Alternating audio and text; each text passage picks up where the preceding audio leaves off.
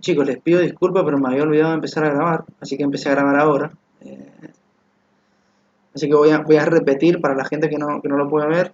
De nuevo, el objetivo de la perforación es simplemente construir un pozo y servir de conducto entre la roca que tiene el petróleo y la superficie, nada más. Y los sistemas del equipo perforador que tenemos, sistema de suministro de energía o de potencia, que me va a brindar toda la energía para poder, digamos, perforar, si no lo puedo perforar, si no tengo energía. Después el sistema de la sarta de perforación, que me permite comunicarme con el trépano a medida que voy perforando, ¿sí? Sistema de izaje o movimiento de la sarta de perforación, que me permite subir y bajar. Y el cuarto, que es el sistema de circulación de fluidos, que suele ser lodo, ¿bien? Este lodo nosotros lo utilizamos para refrigerar, etcétera, etcétera. Esto lo vamos a ver bien en detalle ahora. El quinto sistema, les repito, el sistema de las válvulas preventoras de surgencia, no lo vamos a ver ahora por una simple razón, y es que tiene una unidad particular, ¿bien? Tiene una unidad, la unidad número 5 es exclusivamente de surgencia natural, así que eso lo vamos a ver en la unidad número 5. ¿Alguna duda hasta acá?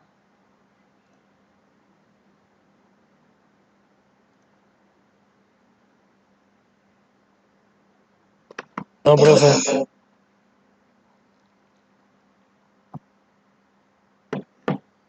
Bien, bien.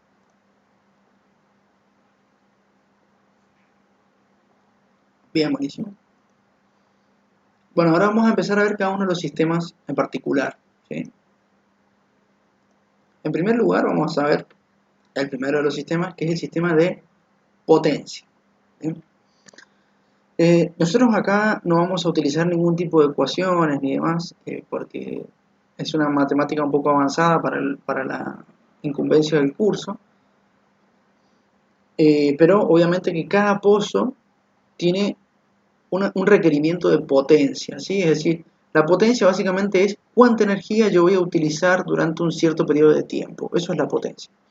Entonces, dependiendo de la profundidad del pozo, va a ser la potencia que yo vaya a necesitar, ¿sí? Esto pasa siempre.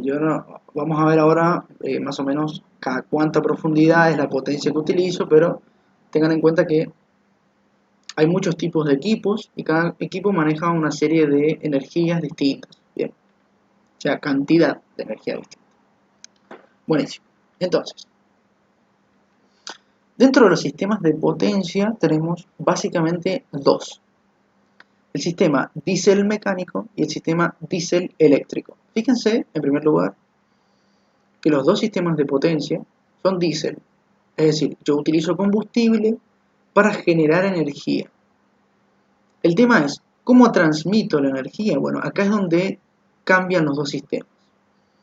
El sistema número 1, el diésel mecánico, está compuesto de una serie de motores que funcionan a combustible, y esos motores transmiten la energía, es decir, todo el movimiento, mediante sistemas mecánicos, como si fuese un auto, mediante cigüeñales, mediante ejes, mediante cadenas, correas, engranajes, ¿sí? Poleas, etcétera, etcétera, etcétera.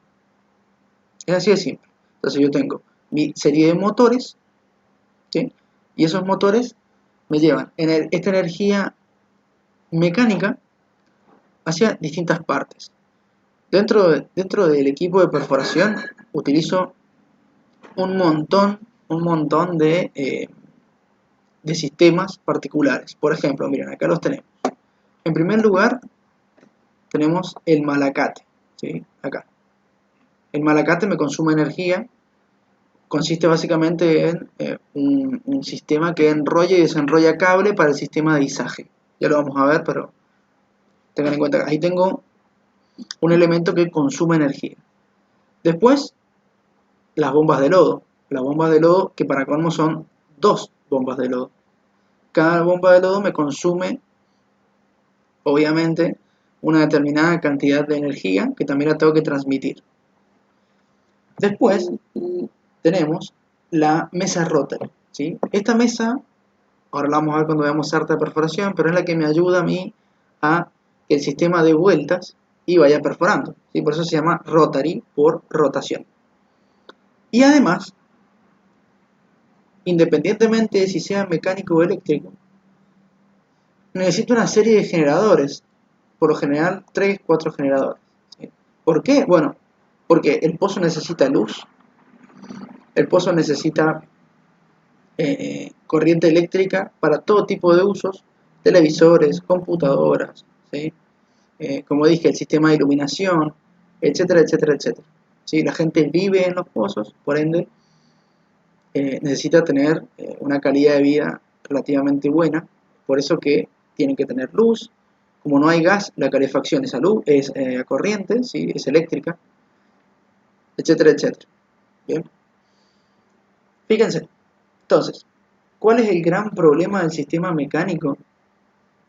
Es que pierdo mucha energía todo el tiempo debido a el contacto que existe entre los sistemas mecánicos. Cuando un engranaje hace contacto con otro engranaje y empiezan a dar vuelta uno respecto del otro, ¿sí? Tarde o temprano se produce desgaste y se produce consumo de energía en ese desgaste, ¿sí? Porque son sistemas mecánicos. Esto pasa siempre en los sistemas mecánicos. ¿Cuál es la gran ventaja del sistema eléctrico? Mira, el sistema eléctrico utiliza una serie de generadores que consumen combustible y ese combustible que generan lo convierten en energía eléctrica. Ese combustible que consuman, perdón, lo convierten en energía eléctrica. Y después esa energía eléctrica yo la mando hacia los trailers para el televisor, para el sistema eléctrico, para la calefacción, para las computadoras y además mando corriente hacia la mesa rotary que tiene un motor eléctrico, después mando corriente hacia las bombas de lodo que también tienen motores eléctricos, hacia el malacate que tiene un motor eléctrico, etcétera, etcétera, etcétera. ¿Sí? ¿Qué ventaja tiene el diésel eléctrico? Es que al transmitir corriente en vez de movimiento, yo lo que hago es perder poca energía. Entonces el sistema diésel eléctrico es el mejor de los dos, porque yo no tengo tanta pérdida de energía, es decir, es un sistema eficiente, totalmente eficiente. ¿Sí? ¿Alguna duda respecto del sistema de potencia? Antes de que sigamos. Todo lo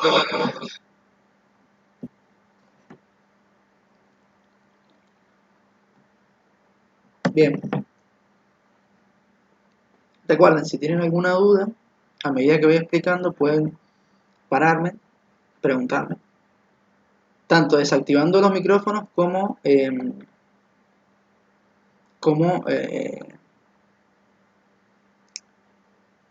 consultándome por el chat, perdón, estaba justo abriendo el chat y leyendo. Me preguntan si es como un generador de luz. Sí, en realidad sí. A ver, el generador no genera luz, genera corriente eléctrica. Y esa corriente eléctrica nosotros a través del foco la convertimos en luz, ¿sí? Pero sí, es básicamente lo mismo, es como un generador tradicional con las dimensiones un poco alteradas, ¿sí? Estamos hablando de generadores que tienen de largo aproximadamente unos 10-15 metros, ¿sí? Para que se den una idea del tamaño del generador. ¿Sí? A los pozos a los que he ido yo utilizan por lo general 3 generadores, 2 que funcionan siempre y otro que está de respaldo por las dudas de que uno de esos generadores se queme, entonces se queme, tenga una falla, se le desconecte alguna bobina, etcétera, etcétera, y se utiliza ese de respaldo mientras se repara el otro. ¿Sí? Pero sí, es un generador tradicional, no tiene gran complejidad, excepto el tamaño, obviamente.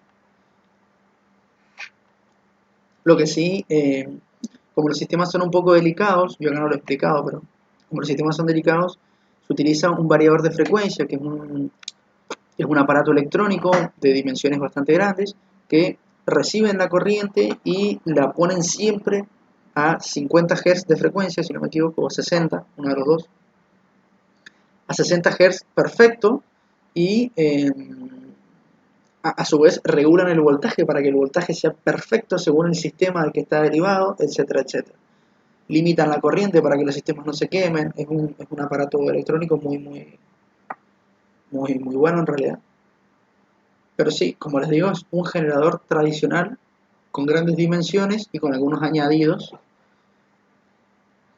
que el petróleo vale la pena, o sea, en el mundo petrolero vale la pena porque son sistemas muy caros, ¿sí? ¿Alguna otra duda?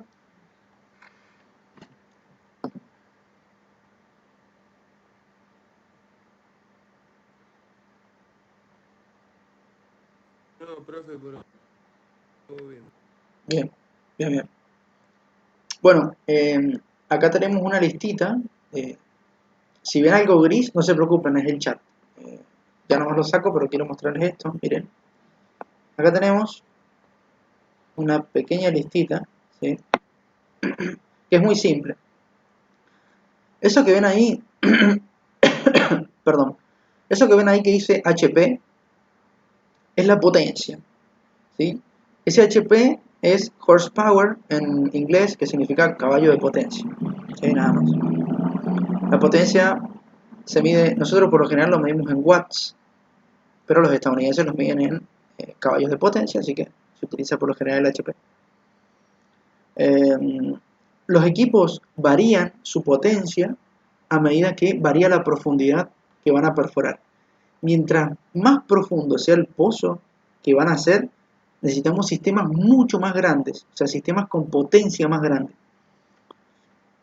Tener una potencia más grande significa que el equipo es también más grande, tiene las dimensiones mucho más grandes. La torre es más alta, la subestructura es más grande, eh, la sarta de perforación que va a utilizar suele ser de un diámetro mucho mayor, etcétera, etcétera, etcétera. Bien. ¿Por qué aumenta la potencia a medida que aumenta la profundidad a la que voy a llegar? Muy sencillo. Ocupemos de vuelta el ejemplo del taladro, ¿sí? Yo tengo un taladro de, por ejemplo, 300 watts de potencia. Un taladro chiquito, ¿bien?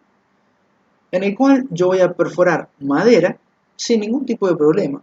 Ahora bien, cuando quiero perforar mampostería, es decir, pared, cemento, etcétera, etcétera, hay un inconveniente y es que ese taladro, vamos a decirlo en castellano argentino, no se la va a bancar, ¿bien? Ese taladro no va a tener la energía suficiente, la potencia suficiente como para poder perforar la pared, ¿sí? Entonces tengo que conseguir un taladro más grande.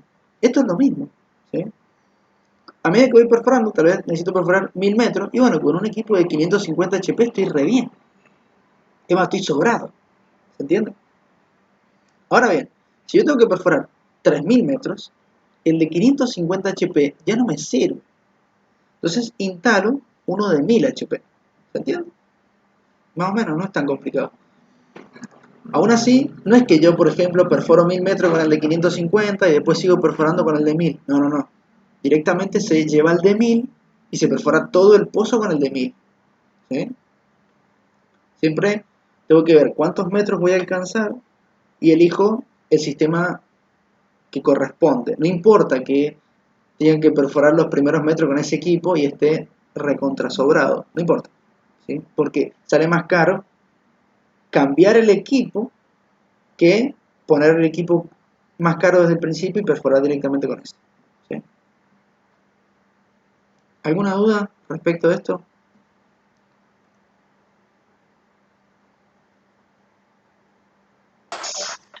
No, profe. Bien, bien.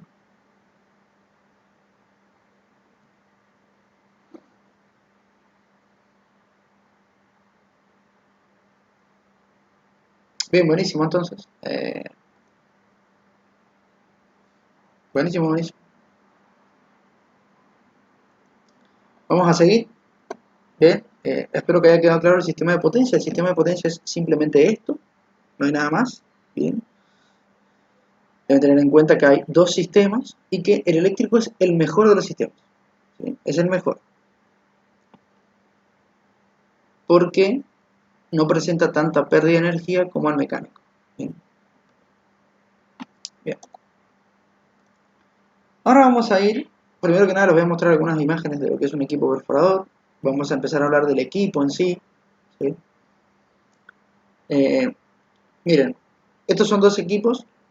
Uno pertenece a una empresa que no me acuerdo el nombre ahora, que es el naranja, parece ser San Antonio, pero no lo es, porque San Antonio tiene otro símbolo, mientras que el azul posiblemente sea de Neighbors, es muy probable. Neighbors es una empresa que está acá en Mendoza, que inclusive posee uno de los equipos más grandes de Argentina, con una tecnología enorme, y el equipo es bastante grande. ¿Sí? Ahora vamos a empezar a ver algunas partes de estos equipos, ¿sí? Utilizando el azul de Neighbors. Tenemos en primer lugar la torre, ¿sí? La torre creo que no necesita mayor introducción, es simplemente este conjunto de esta estructura metálica, vamos a decirle, que se eleva por los aires. Sus dimensiones van a variar, es decir, su altura va a variar dependiendo del sistema de potencia que yo tengo. Si yo tengo un equipo, o sea, si por ejemplo este de Neighbors, si es el que yo digo, que es el M70, es un equipo excesivamente grande, porque puede perforar hasta más de 4000 metros. ¿Sí? Creo que tiene alrededor de 3000 HP. Entonces la torre es altísima. ¿Bien? Las torres suelen medir 30, 50, 60 metros. Eso depende. Mientras más grande la torre, mayor peso va a soportar. Y si mayor peso soporta, quiere decir que puede perforar a mayores profundidades. Bien, en el extremo de la torre tenemos lo que se llama corona, ¿sí? Está en la punta de la torre. Son una serie de poleas, ¿bien? Que me van a permitir colgar todas las herramientas de ahí a través de un cable, que ya lo vamos a ver en el sistema de izaje, pero para que tengan en cuenta que la corona está arriba, ¿sí? Esto que ven acá, un poquito más abajo de la corona, es el peine y el piso de enganche. En el piso de enganche trabaja una persona que es la llamada enganchador, ¿sí? O sea, se lo conoce como enganchador. Es un trabajo de alto riesgo porque evidentemente estamos trabajando a alrededor de 30 metros de altura respecto de este punto, ¿sí? Yo no estoy contando todo esto, que pueden ser unos 10 metros más, así que 40 metros de altura, supongamos. Es una altura considerable, ¿sí? Evidentemente las personas que trabajan en ese lugar tienen todos los sistemas de seguridad a la mano, ¿sí? Una serie de cables muy resistentes en los cuales se pueden enganchar a través de sus arneses. Bien.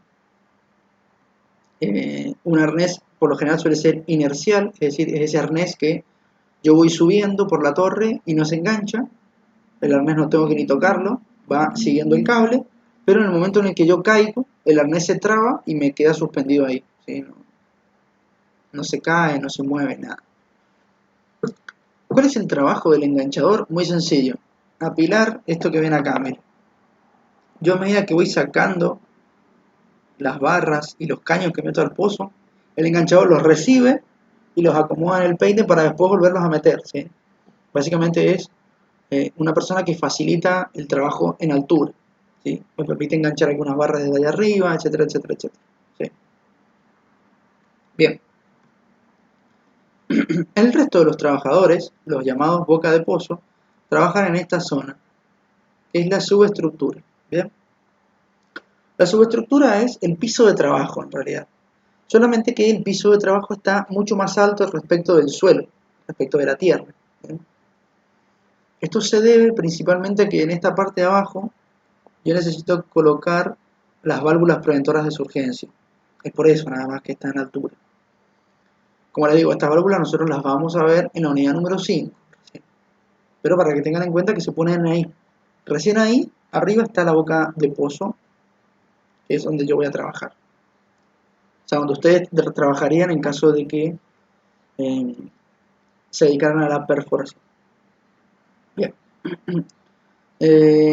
Bueno, la subestructura ya la vamos a ver un poquito más en detalle, pero está compuesta por un montón de elementos que se encuentran en superficie, o sea, ahí en el lugar de trabajo.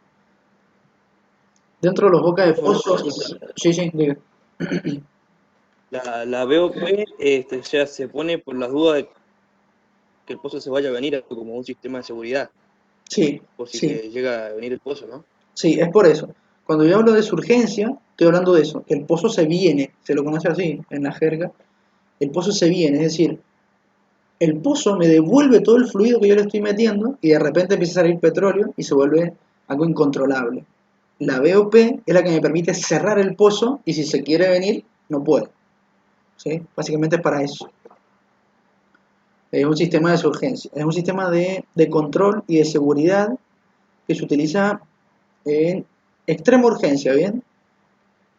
Tengo que primero corroborar bien si el pozo se me está viniendo y una vez que digo, sí, che, el pozo está viniendo, se oprime una serie de botones y se cierra la BOP y listo.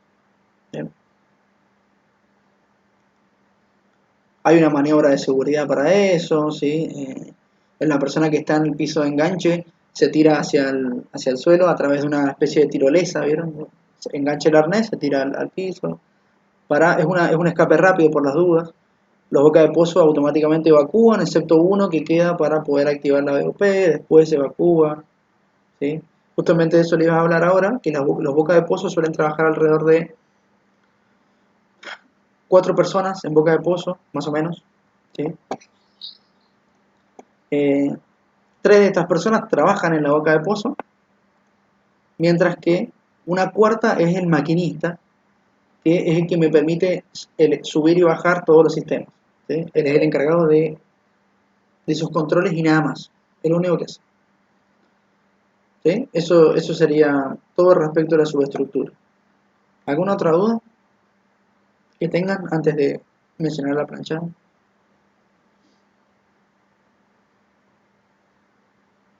Ahora no, profe. Bien, bien, bien. No, ninguna, profe. Bien, ya por último, hablando así generalmente del sistema de perforación, esto que ven acá, inclusive esta rampa, es lo que se conoce como planchada. ¿Bien? Acá, planchada. En la planchada,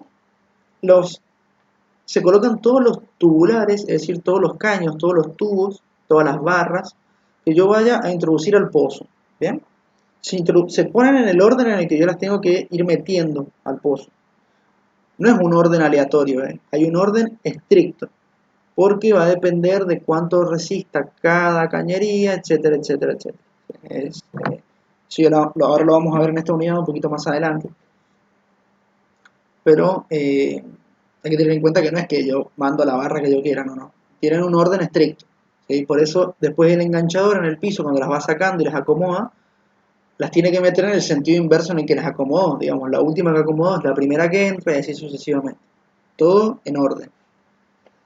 Esta planchada, o sea, la planchada está compuesta por estos caballetes, miren, se los voy a ir marcando de a uno.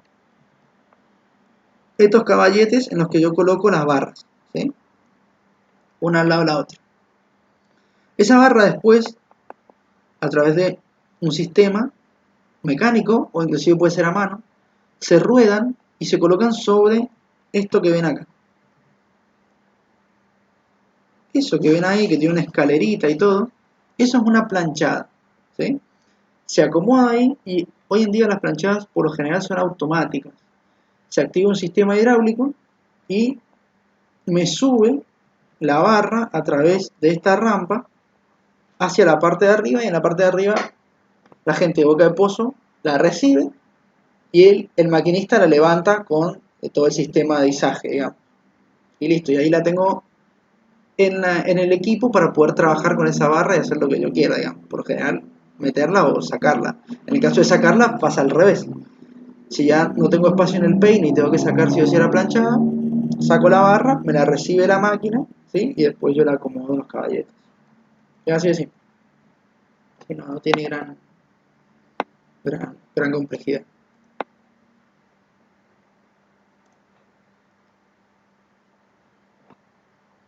Bien, hablando un poquito más en detalle de lo que es la torre, miren, ahí está justamente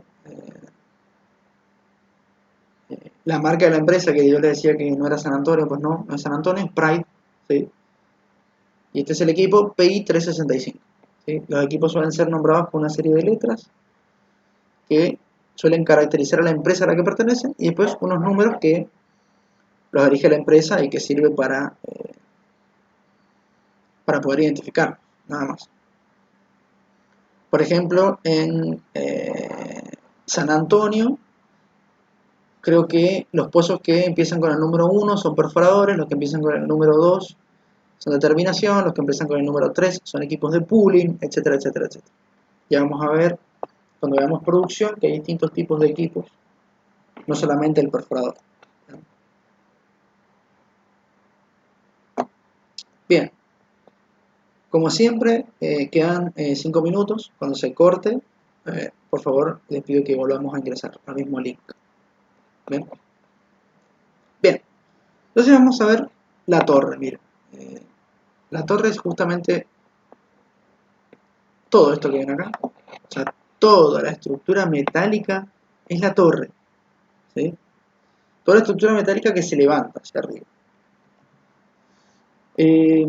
Las torres por lo general se ensamblan a través de un sistema hidráulico, o sea, la torre, fíjense acá, en esta parte, ¿sí? Que es un poco más grande que la parte de arriba. Eso quiere decir que es como un telescopio, ¿sí? A través de un sistema hidráulico se levanta una parte interna que forma la parte superior de la torre. No tiene gran complejidad, pero para que sepan. Después tenemos el piso de enganche. Esto que ven acá es el piso de enganche y esto que ven acá es el peine, fíjense. Supongo que, bueno, se llama peine porque se parece a un peine, ¿sí? Se parecen a las cerdas de un peine y las barras van metidas ahí entre medio de estos caños que parecen las cerdas de un peine. El tema del piso de enganche es un lugar muy reducido de trabajo, ¿sí? Fíjense. En el caso de este piso de enganche, solamente esta parte es para pararse, el resto no tiene nada. Aún así, los enganchadores suelen caminar a veces sobre el peine para poder facilitar un poco el trabajo porque realmente es una zona muy reducida de trabajo, muy reducida. Bien. La persona trabaja ahí. Esto que yo les digo, fíjense, miren. Estos son los cables que van hacia la corona y que me permiten levantar todo el equipo y hacerlo subir y bajar. Bien. Cuando este equipo sube, el enganchador recibe las barras y las acomoda. Bien, nada más. Es una maniobra, realmente parece una maniobra bastante compleja, pero cuando vamos al campo, las personas trabajan con una velocidad impresionante, están muy acostumbrados, así que el enganchador recibe las barras y las devuelve muy rápido, es un trabajo rapidísimo el que hace. Bien. Hablando de la torre en particular, esto que ven acá, estos cables que no tienen nada que ver con el sistema de izaje, estos cables que les voy a marcar acá, ¿sí? Estos cables son conocidos como vientos, ¿bien? Igual que estos, ¿sí? ¿Qué es un viento? Muy sencillo, el viento es un cable tensor. ¿Vieron como cuando nosotros armamos una carpa? Es lo mismo, tenemos que darle resistencia al viento y se lo da a través de estos cables tensados, estos tensores, estos vientos, se llaman de esa manera, que me evitan cualquier movimiento brusco de la torre, ¿sí? Tenemos que recordar que la torre, como les digo, mide alrededor de 40 metros, por ende es una estructura que si llega a caer puede producir mucho daño, la gente está trabajando allí, se pueden producir muchos problemas. Es por eso que hay que tener cuidado con respecto de los vientos. Y parece que no, que uno dice, bueno, tal vez los vientos un poco exagerados, para colmo la torre tiene mucho.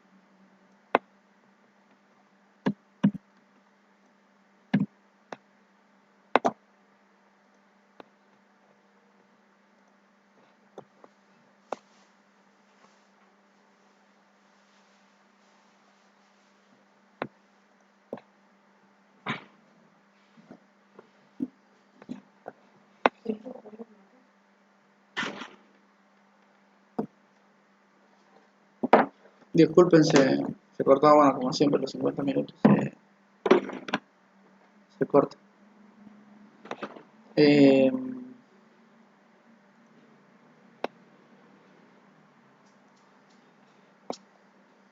ahora respondo la duda. Termino. Me han preguntado cuántas personas trabajan en el equipo de perforación. Ahora respondo. Vamos a hablar primero, les quiero comentar un poquito algo de los vientos y ya respondo. En cuanto a los vientos, como les dije, parece que los vientos son muy reducidos, no hay, o no pueden ocasionar grandes problemas en la torre, pero en realidad sí. O sea, nosotros una vuelta trabajando, llegamos a un pozo y uno de los trailers de una de las personas, el companyman, que es el encargado de la empresa, es la persona más importante, digamos, y con más rango en un pozo. Bueno, esta persona, el camper de él, todo su tráiler, había volado por los aires, se había dado vuelta eh, por un viento, un desastre. ¿Sí? Así que los vientos, y eso fue en Malargüe, acá en Mendoza. Parece que no, pero inclusive los vientos en la zona patagónica son mucho más fuertes, así que siempre es importante colocar vientos. Bien. Respondiendo ahora un poquito a las preguntas que me acaban de hacer, en primer lugar, sí, el equipo perforador trabaja 24 horas. Las personas del equipo perforador no trabajan 24 horas, trabajan 12 horas, al menos acá en Argentina funciona así. Hacen horarios de 12 horas de trabajo corrido y tienen un cambio de turno. ¿Sí? Bien. A su vez, cada 2 semanas le dan una semana de franco, que se llama, es una semana de descanso. Por lo tanto, siempre hay 3 equipos trabajando, o sea, tres equipos de personas trabajando, 3 grupos. Eh, hay solamente muy pocas personas que trabajan 24 horas del pozo, 24 horas del día, perdón, como pueden ser el companyman. El companyman trabaja 24 horas por día, ¿sí? Durante 15 días y después tiene 15 días de descanso. Fíjense, como los obreros trabajan 12 horas por día, tienen una semana de descanso nada más. Mientras que la persona que trabaja 24 horas por día tiene la misma cantidad de días que trabajó de descanso en vez de la mitad. ¿Bien? El equipo perforador no para nunca. Es hasta que se llegue a la profundidad deseada. No para. ¿Bien? De vez en cuando sí para poder hacer algunas maniobras como entubación y cementación. ¿Sí? Es decir, para la perforación, pero se sigue trabajando. ¿Bien? En cuanto a cuántas personas trabajan, es bastante complicado de decir. Para dar un número, por yacimiento y por pozo suelen haber unas 20 o 25 personas en el campo trabajando. Son bastantes. La gente de perforación suelen ser unos 5 o 6, o sea, el enganchador, 3 bocas de pozo, el maquinista, el zampista que se llama, que es la persona que maneja el zampi, o sea, la autoelevadora, una serie de mecánicos, una serie de soldadores, etcétera, etcétera, etcétera. Además tenemos el companyman, los geólogos, el equipo de control geológico, el equipo de lodo, es decir, los inyeccionistas. Y de vez en cuando llegan la gente de perfilaje, la gente de intubación, la gente de cementación, etcétera, etcétera, etcétera. Entonces, hay un flujo de personas de alrededor de 25 personas, más o menos, en pozo. Es bastante gente. En cuanto a la duración de las perforaciones, que es lo que me preguntan, la siguiente pregunta, digamos, depende de muchas cosas, la duración. Depende básicamente de la dureza de las rocas que yo encuentre. Mientras más duras sean las rocas, más me va a costar perforar. También depende de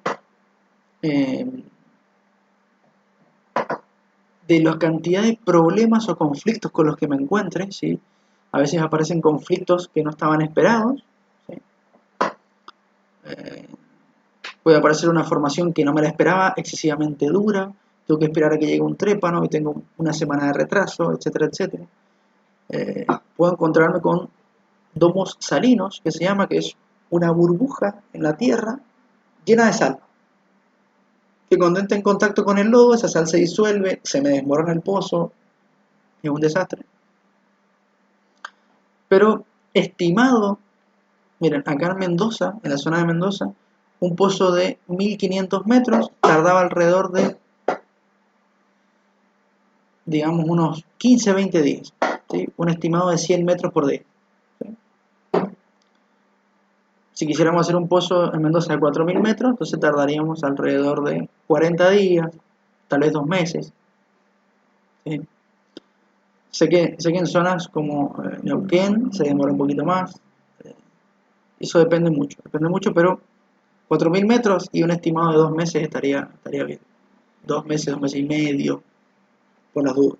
Pero sí, esa más o menos es la duración. ¿Alguna duda más?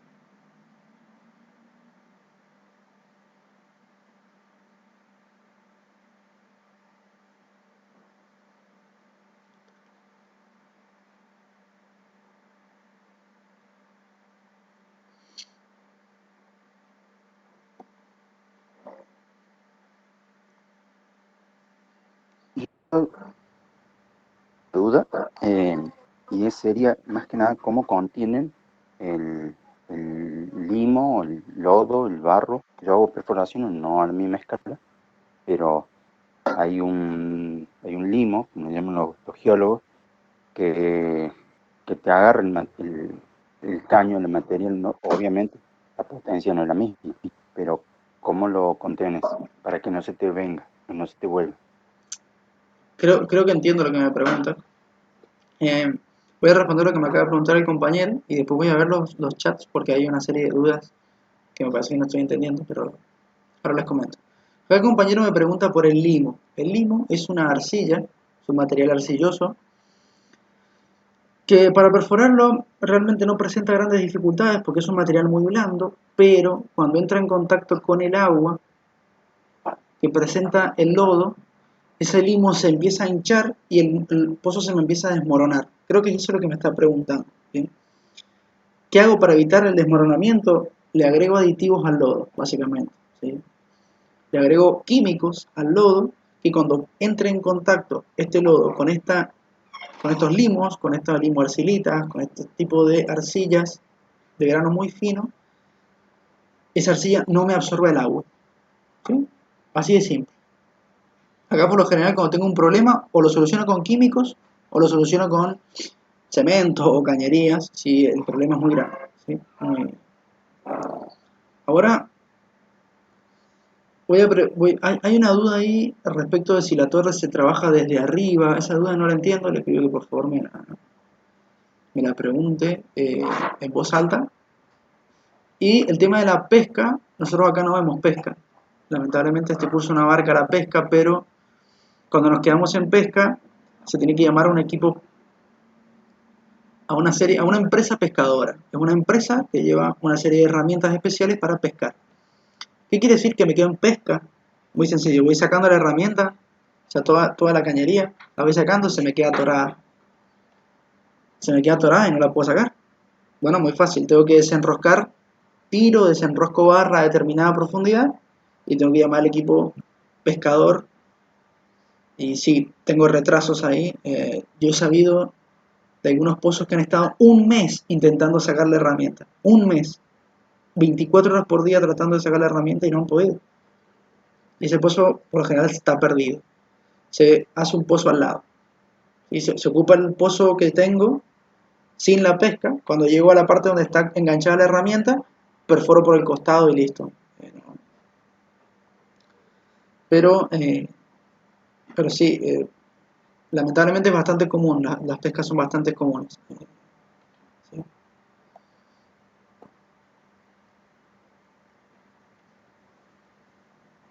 Sí, me acaban de preguntar si hay presente un técnico de seguridad e higiene. Sí, hay un técnico de seguridad e higiene y creo que trabaja 24 horas por día, no 12. Al menos las veces que he ido a un pozo, el técnico estaba 24 horas. Pero sí, siempre es necesario un técnico de seguridad y higiene. O licenciado o lo que sea. Pero sí, sí. Repito, el tema de la duda, esta de la torre, ¿se trabaja de arriba o control L? No entiendo lo que están preguntando. Así que por favor, si me la pueden preguntar, ¿no? Mejor. ¿Alguna otra duda? Antes de seguir explicando más o menos cómo es el sistemita, cómo funciona.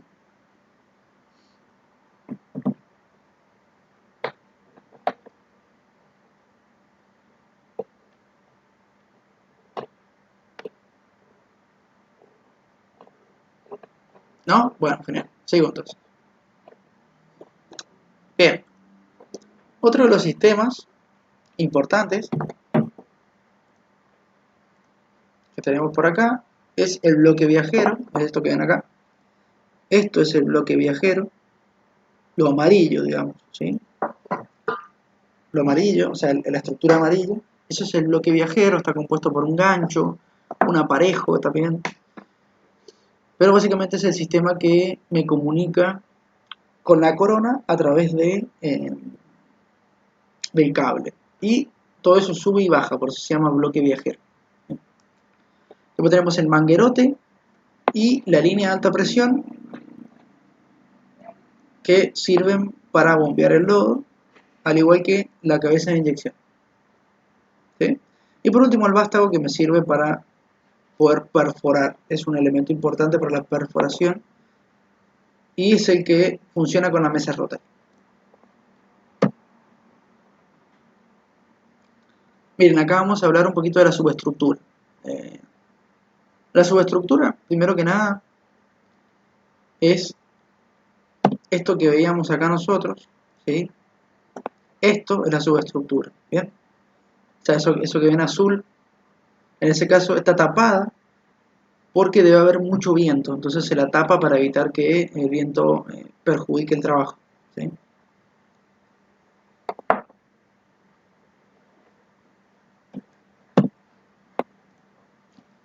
La subestructura es, como dije anteriormente, básicamente el piso de trabajo, ¿sí? Todas las personas de boca de pozo trabajan ahí, ¿bien?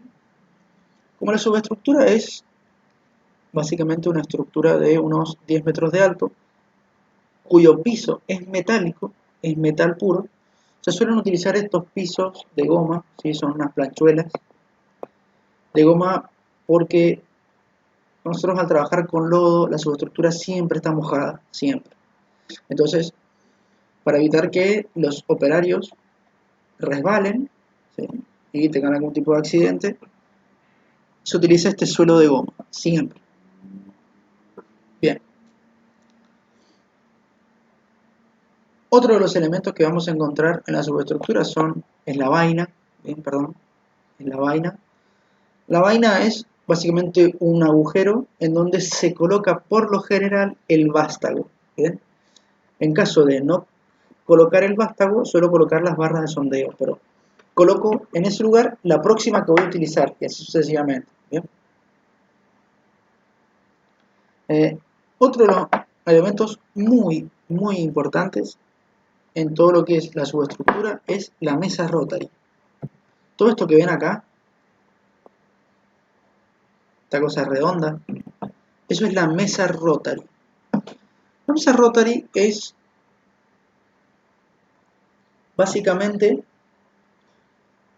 un sistema de engranajes y ejes que me permiten transformar la energía que me brinda el motor en energía de rotación. Esto gira, ¿sí? Esto gira.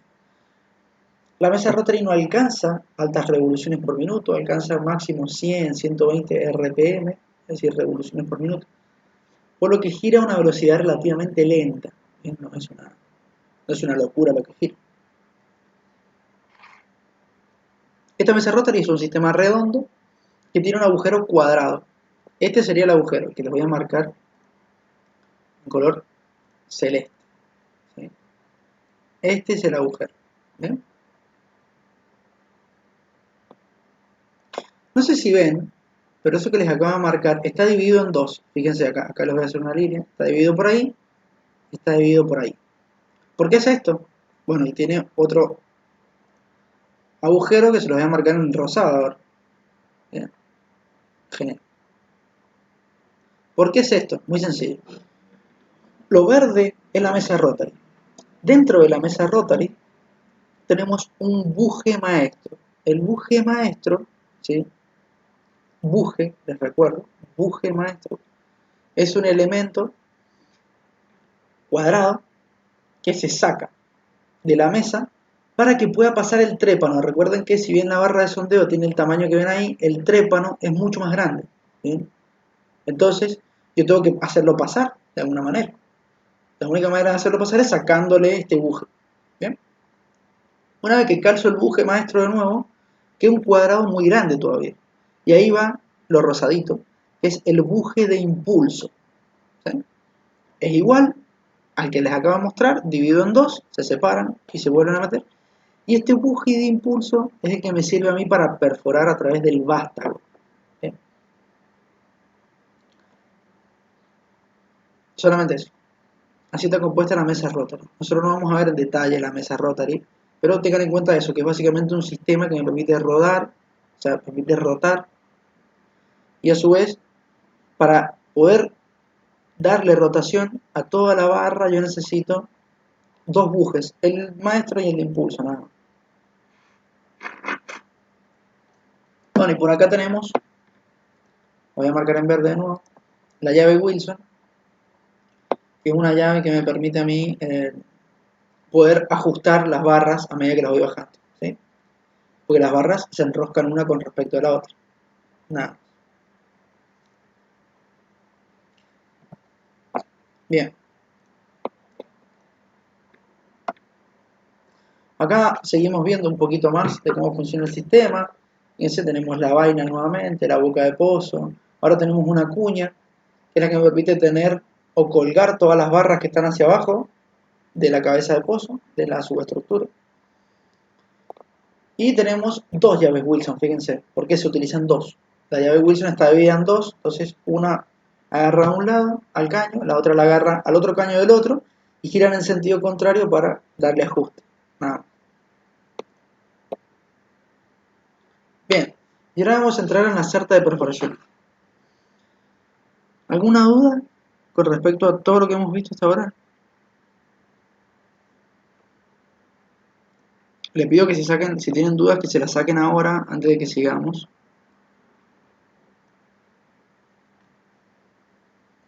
Bien. ¿Alguien sí tiene una duda?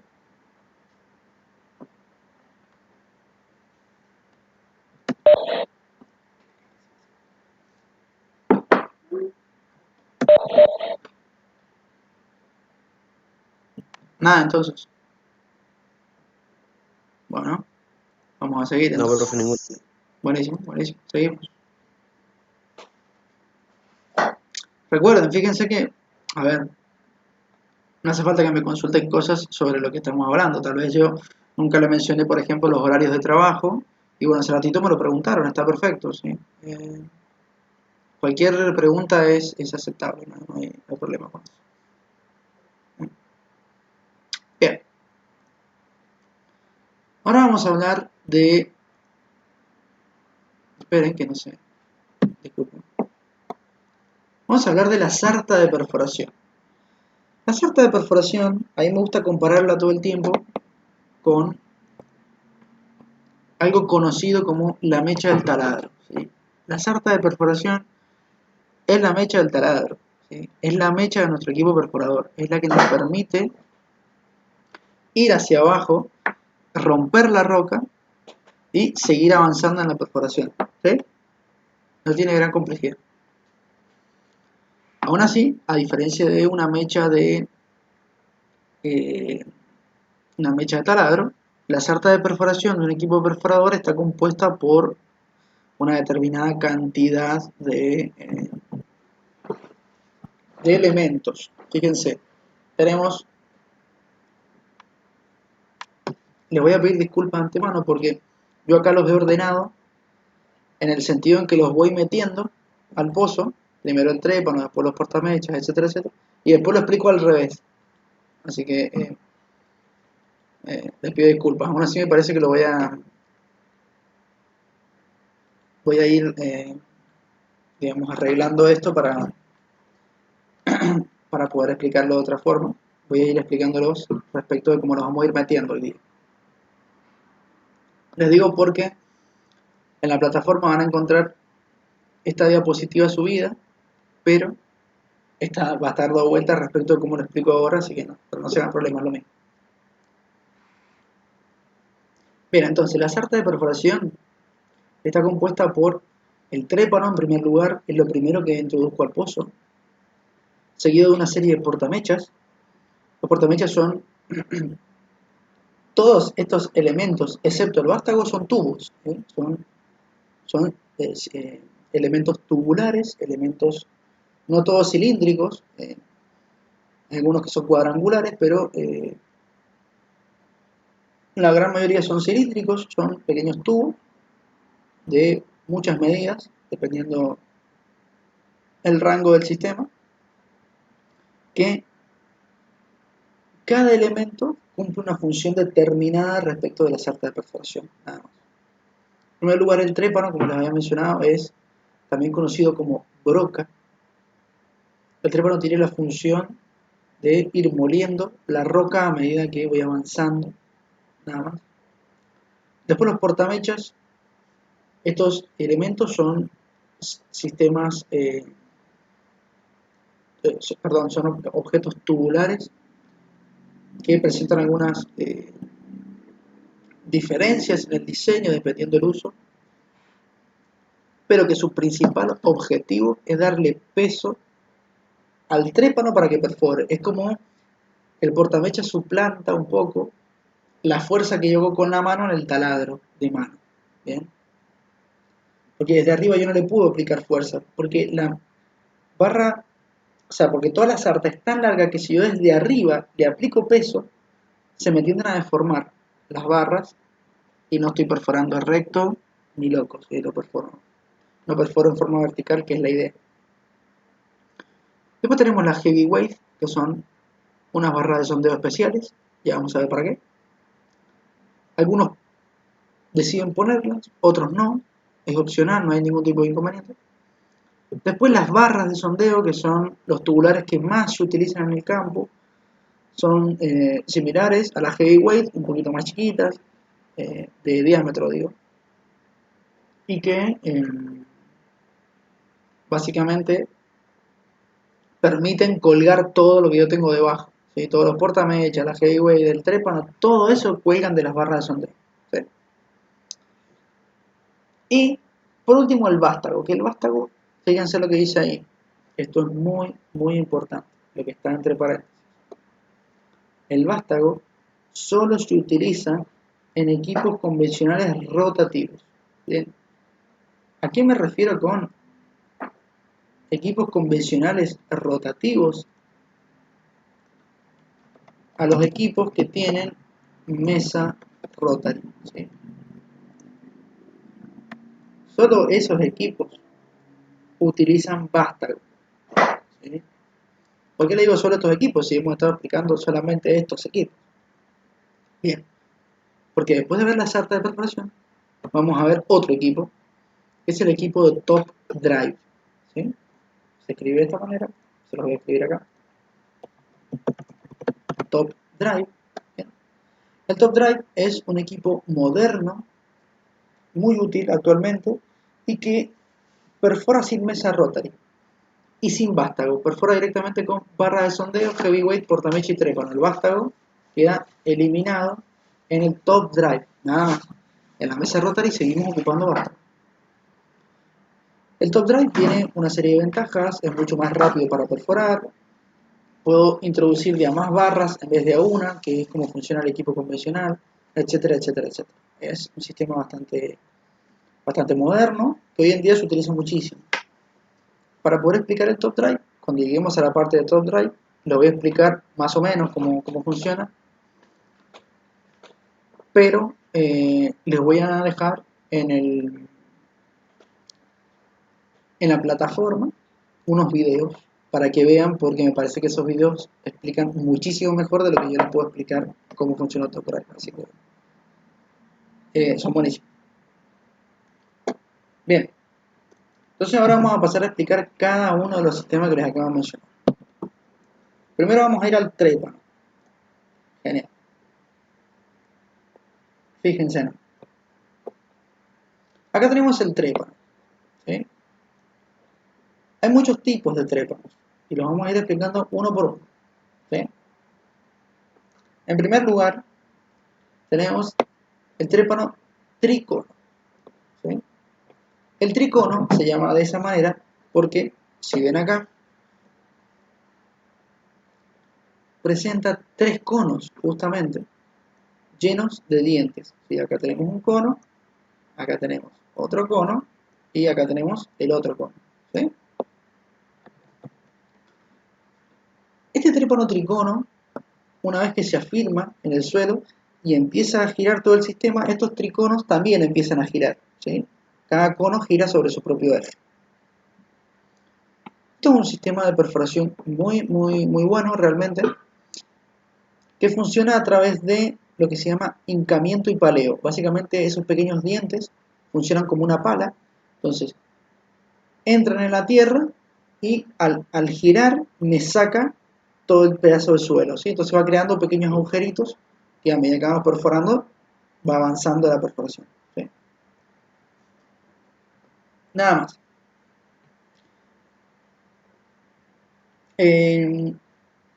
¿Qué gran desventaja presenta el tricono? Que solo se utiliza para rocas blandas, ¿sí? Rocas como areniscas, rocas como arcilitas, etcétera, etcétera, etcétera. Por ejemplo, hace rato el compañero mencionó el limo. El limo es una arcilita que se perfora con tricono, ¿sí? Ahora bien, cuando aparecen rocas duras, por ejemplo, las rocas volcánicas como el basalto, el tricono, vamos a decirlo fácil, no se la aguanta. El tricono no hay forma de que la pueda perforar. Primero que nada porque los dientes, que a veces suelen ser muy duros, no funcionan muy bien en rocas duras, ¿sí? Porque eso de hincarse y sacar un pedazo de tierra en una roca dura es muy costoso. O sea, cuesta mucho hacerlo. No de plata, sino que cuesta mucho hacerlo de esfuerzo. El sistema necesita mucha potencia y no tiene sentido y se empiezan a romper los dientes. Y lo segundo es que el tricono, obviamente, como tiene tantos sistemas que se mueven, tiene un montón de rodamientos o conocidos normalmente como rulemanes, ¿sí? Los rulemanes, eso es una marca, ruleman es una marca, pero nosotros conocemos los rodamientos como rulemanes. Al tener tantos sistemas móviles, estos rodamientos terminan fallando a la larga cuando tengo rocas duras. Entonces, el tricono, se lo voy a escribir acá, sirve para rocas blancas. Recuerdo, tricono, rocas blancas. ¿Bien? Ahora vamos a hablar de el PDC. Acá, PDC.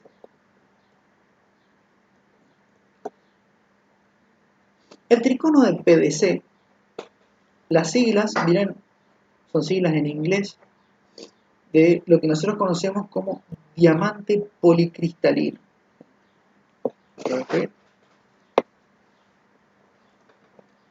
Viene de diamante policristalino, ¿sí? Es decir, están compuestos de diamante artificial, ¿sí? El diamante policristalino es un diamante artificial que fabrica el hombre y que no tiene la misma dureza que un diamante natural, pero que se acerca bastante. Esto que ven acá es un PDC, ¿bien? Buenísimo.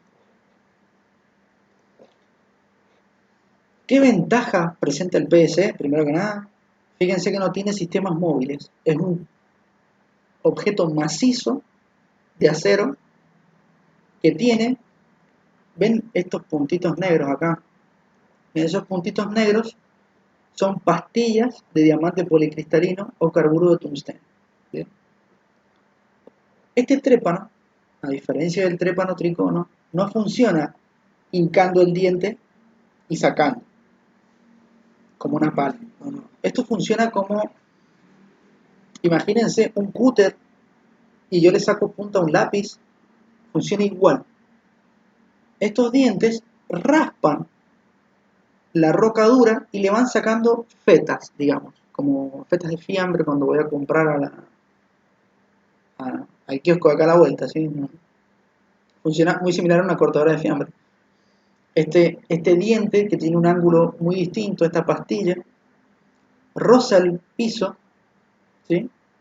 Roza el piso y va sacando, digamos, pequeñas lonjas, pequeñas fetas, pequeños... es como viruta, como que le saca viruta al piso, ¿sí? Así de corto, muy sencillo. Entonces, con este sistema evito el hincamiento en las rocas duras. ¿Ven? Entonces, el diamante policristalino, el PDC, funciona muy bien para rocas duras, pero para rocas blandas no. Para rocas blandas este sistema hace que se empaste todo el trépano y no puedo perforar. Entonces, para rocas blandas, tricomo. Para rocas duras, ahora lo escribo de vuelta, acá, el PDC, ¿sí? Fíjense que cada cosa tiene su color para que no se confunda. Rocas duras, bien. Genial. Y nos queda el diamante natural. Bien. Trépanos de diamante natural. Es este que ven acá. Genial. Parece que no, pero existen rocas que son tan duras que el PDC no las puede perforar. ¿Sí?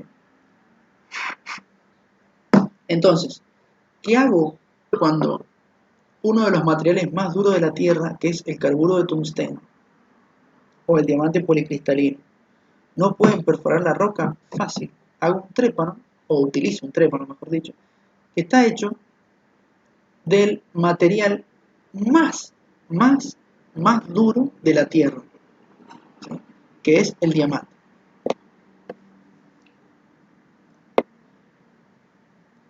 A alguno más, acá me está diciendo un compañero que en el chat que no le aparecen las imágenes. ¿Al resto le aparecen las imágenes? Porque no sé si es solamente el compañero o tienen todos problemas. A mí me parecen bien las imágenes, un ¿Sí? inconveniente con cuadro hice que se la... Sí, yo de vez en cuando abro el chat o abro para anotar y aparecen algunos cuadros grises, lo sé, pero cuando saco el chat se van. Bien, parece que es problema suyo, Molina, sí. Le pido que si tiene algún problema se desconecte y se vuelve a conectar. Tal vez así se le soluciona, es la única manera que se me ocurre. Pero el resto ven bien. Bueno, ven ahí desaparece el cuadro gris, seguro. Entonces, como les decía, cuando yo tengo rocas tan duras que ni siquiera el carburo de tungsteno, que es uno de los materiales más duros que existen, puede romperlas, fácil. Me voy al material más duro sobre la Tierra, que es el diamante natural. ¿Sí? Natural. Este trépano, como lo ven en la imagen, tiene pequeñas filas de pequeños diamantes chiquitos colocados. Cuando esto hace contacto con las rocas, las hacen añicos, ¿sí? Ustedes recuerden que, en serio, el diamante es el mineral más duro que existe sobre la Tierra. Nada lo puede romper excepto otro diamante. Así que son trépanos de alta durabilidad, trépanos muy buenos, pero que se ocupan para rocas muy duras. No estamos hablando de una dureza, bueno, más o menos, no. Estamos hablando de rocas excesivamente duras. Solamente en esos casos funciona bien el diamante natural. ¿Sí?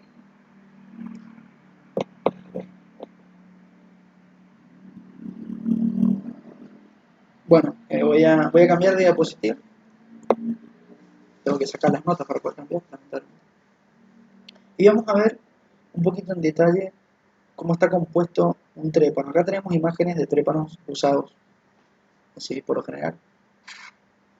Por lo general un pozo, les comento, a un pozo se llevan muchos trépanos. Muchos trépanos. En primer lugar, trépanos tricono para rocas blandas y trépanos PVC para rocas duras. Y además, trépanos de distintos tamaños, porque a medida que yo voy entubando el pozo, eso ya lo vamos a ver más adelante, el pozo se me va achicando de tamaño, entonces tengo que ir ocupando cada vez trépanos más chicos. Pero sí, según el ingeniero yo tengo que ocupar trépanos, por ejemplo, de 12 pulgadas, después de 8 pulgadas y después de 5 pulgadas, listo, llevo un trépano tricono IPS de 12, un trépano tricono IPS de 8 y un trépano tricono IPS de 5. Por las dudas, porque seguramente tengo rocas duras y rocas blandas. Entonces, cuando encuentro estas rocas y no las puedo seguir perforando, cambio el trépano y sigue. ¿Sí? Así de simple. Bueno, fíjense, acá están los conos, que ya los mencionaba, en el caso del tricono. ¿Sí? En el caso del tricono lo vemos allí.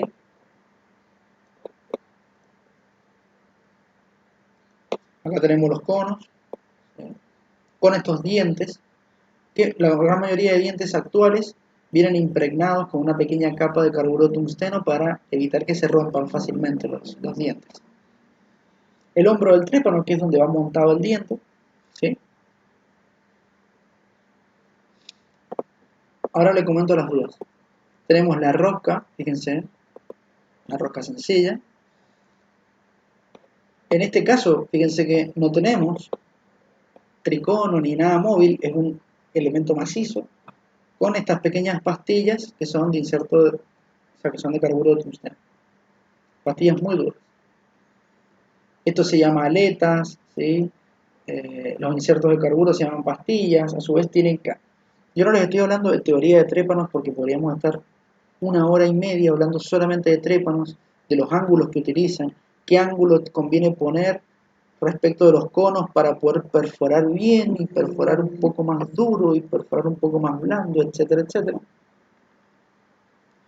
Pero no vamos a entrar en esos detalles. También, en el caso de los trépanos, todos los trépanos tienen esto que ven acá, miren. Esto que ven acá se llaman boquillas. ¿Sí? Esto que ven acá se llaman boquillas. Bien. ¿Qué pasa con las boquillas? Por estas boquillas es por donde sale el lodo. ¿Sí? Las boquillas me permiten la limpieza del fondo del pozo, permiten que el lodo refrigere el trépano y un montón de funciones más que ya las vamos a ver cuando veamos lodo, pero que son sumamente útiles. Las boquillas de vez en cuando se tapan, así que hay que sacar el trépano y meter otro o cambiar las boquillas, pero es muy difícil cambiar las boquillas en campo, así que se cambia el trépano directamente.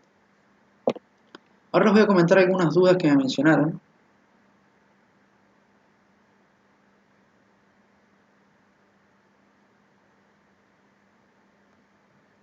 Bien, primero vamos a hablar del cambio del trépano.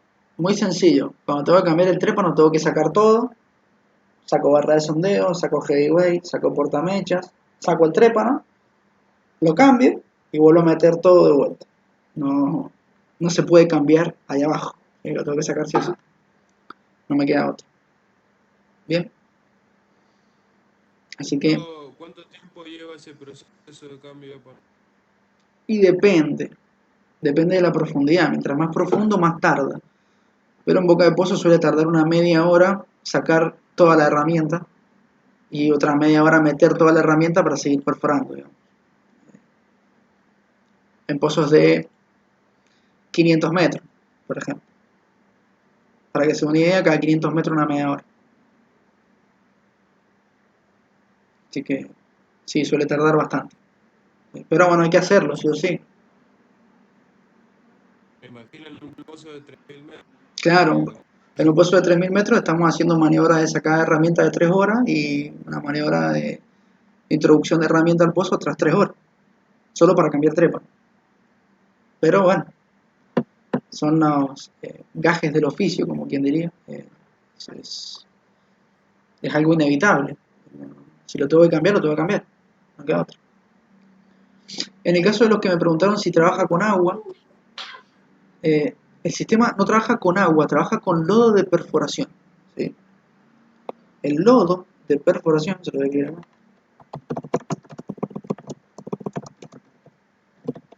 El lodo de perforación es un fluido que por lo general sí tiene agua, pero que tiene un montón de compuestos más, un montón. ¿Sí? Eh, porque depende prácticamente del tipo de roca que tenga, si tengo rocas que me absorben mucho fluido, rocas que no, etcétera, etcétera. Pero el lodo de perforación. El lodo de perforación es un líquido que lleva pequeños sólidos. ¿Sí? Eh, es por eso que a veces se me tapan las boquillas, por estos pequeños sólidos que se me quedan atorados ahí y bueno, se tapa la boquilla a la larga, ¿no? Y en cuanto a las pulgadas, hay trépanos de infinidad de diámetros, ¿sí? En serio, no es una... O sea, ¿se acuerdan el caso de los mineros de Chile, los 33 mineros que quedaron atrapados? Bueno, yo vi el trépano porque lo mandaron a reparar acá, el trépano que ocuparon para perforar el agujero por donde lo sacaron. Era enorme el trépano, enorme en serio, o sea, nunca he visto algo tan grande, debe haber tenido aproximadamente unos 50 centímetros de diámetro, era una locura, era muy muy grande. Eso en el petróleo mucho no se utiliza, pero sé que en minería sí, por ejemplo. Entonces hay trépanos de muchos tamaños. Y el tema de cómo me doy cuenta cuando hay que cambiarlo, no depende de los trabajadores de boca de pozo cuándo hay que cambiarlo y cuándo no. Hay un esquema de trabajo. Ellos saben que cuando lleguen a los 1000 metros, la roca se convierte en roca dura, entonces hay que cambiar, por ejemplo, el tricono por un PS. Entonces cuando llegan a los 1000 metros le dicen al company, mire company, llegamos a los 1000 metros, entonces el company verifica y dice, bueno, hagan cambio de trépano y se hace el cambio de trépano. ¿Sí? Ya está todo programado. Antes de iniciar una perforación, esto no se los mencioné, pero porque no viene al caso, pero bueno, ya que estamos. Antes de iniciar una perforación, los ingenieros de la empresa que va a hacer la perforación, en realidad, los ingenieros de la empresa que va a tener el pozo, YPF, Panamérica, Pampa Energía, Techin, ¿sí? Las grandes productoras, se sientan en una mesa, agarran toda la información de la zona y más o menos hacen un esquema de cuánto tiempo va a tardar el pozo, qué trépanos hay que ocupar, qué barras hay que ocupar, qué portamechas hay que ocupar, etcétera, etcétera, etcétera. ¿Sí? Y después la persona que trabaja en campo, lo único que hace es seguir ese esquema de trabajo. Nada más. ¿Sí? Es así, no tiene gran complejidad, es así. O sea, no es que hay que darse cuenta, sino que ya está todo armado. Ya se sabe que a tal profundidad hay un trépano. Aún así, puede ser que haya una roca, por ejemplo, muy dura que nunca haya sido prevista. Y en ese caso, el que tiene la decisión final es el company man, que es el encargado del pozo. Él es el ingeniero encargado del pozo y él es el que decide si se cambia el trépano o no y qué es lo que se hace. ¿Sí? Una consulta, profe, todo lo que son los sedimentos que van sacando cuando van perforando, todo Sí, eso, ¿cómo lo sacan eso? ¿Cómo lo extraen? eso lo sacamos con el lodo, justamente. Una de las funciones del lodo es sacarme todo eso. ¿Sí? Eso lo vamos a ver. Eso lo vamos a ver la clase que viene cuando veamos lodo de perforación. Eh, está en la segunda parte de esta ¿Qué unidad. Y bueno, ahí es les lo voy a que explicar. causa, una consulta también, lo que causa cuando el pozo se viene a Bien, plano? en el trépano no pasa nada, ¿sí? Porque por lo general el pozo cuando se viene por los costados, o sea, se viene por el espacio anular que se llama. Mira, yo estoy perforando, ¿sí? Tengo mi pozo y mi trépano acá, ¿bien?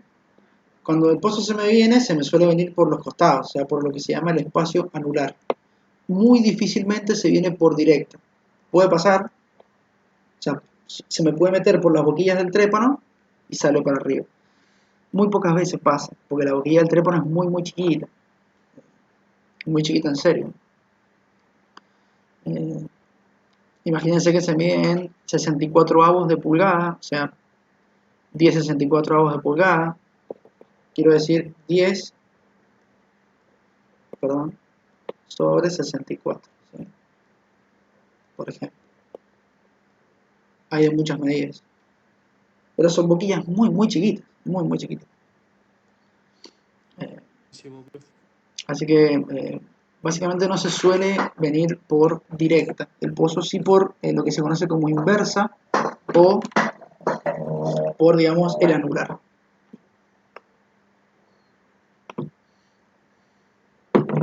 Gracias, profe. De nada. ¿Alguna otra duda con respecto al trépano?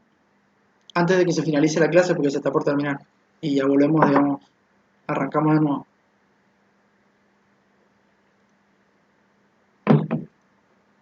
Ninguna, profe. Bien.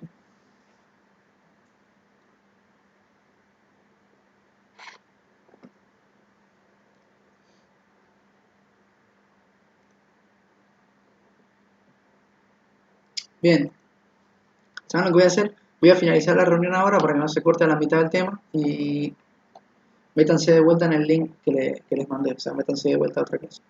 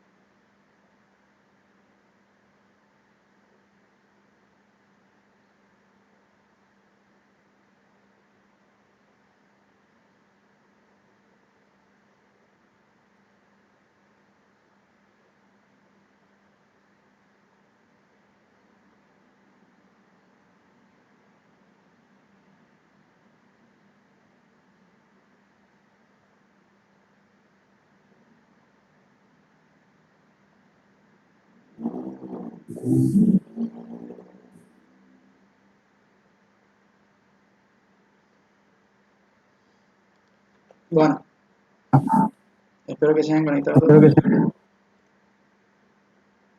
¿Sí? ¿Alguna duda?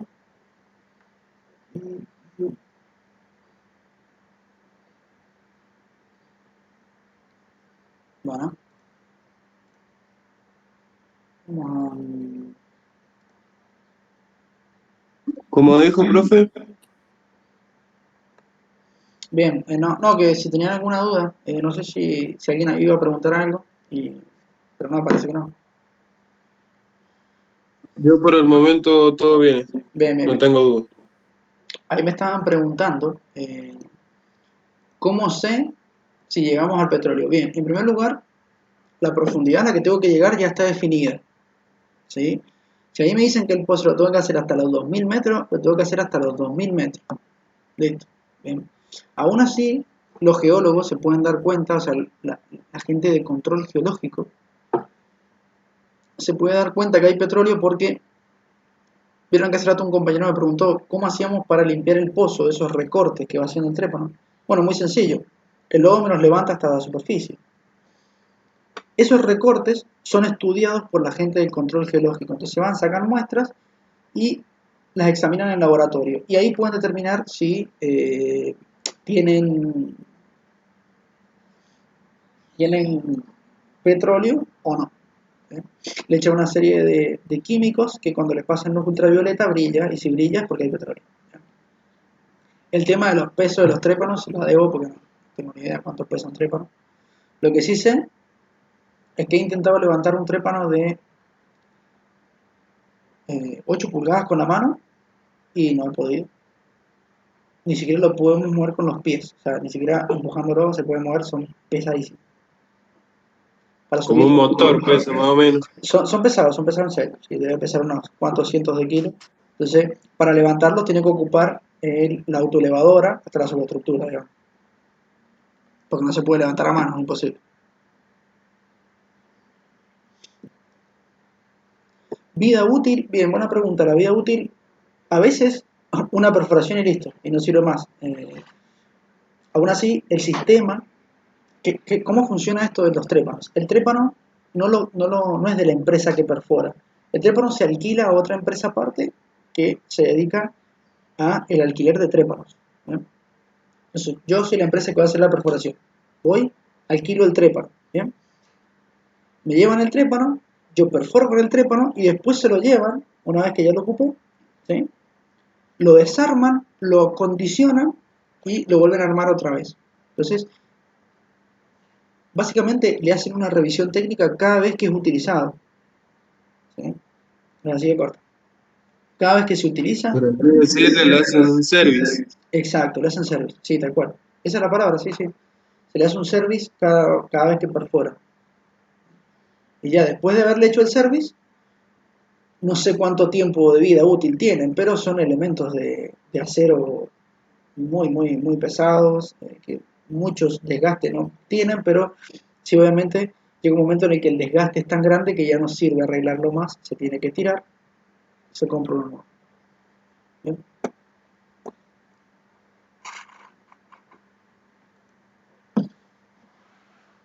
Bien, entonces ya vimos los trépanos, ahora vamos a pasar a los portamechas. Bien, entonces, acá están los portamechas.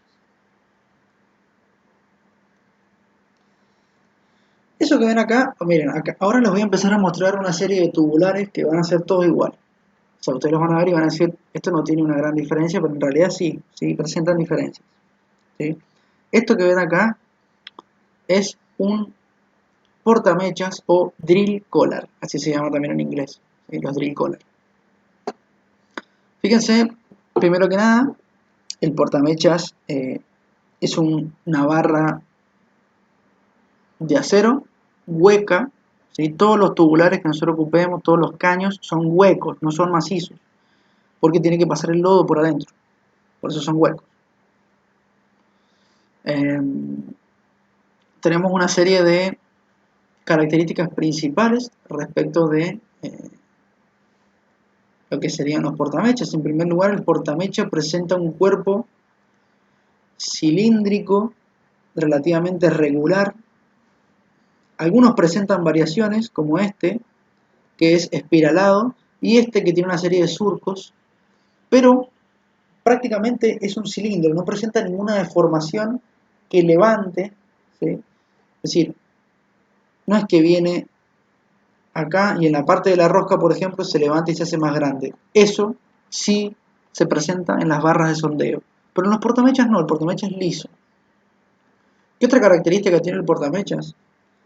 Miren, les voy a hacer una figura para ver qué tal. Yo tengo el portamechas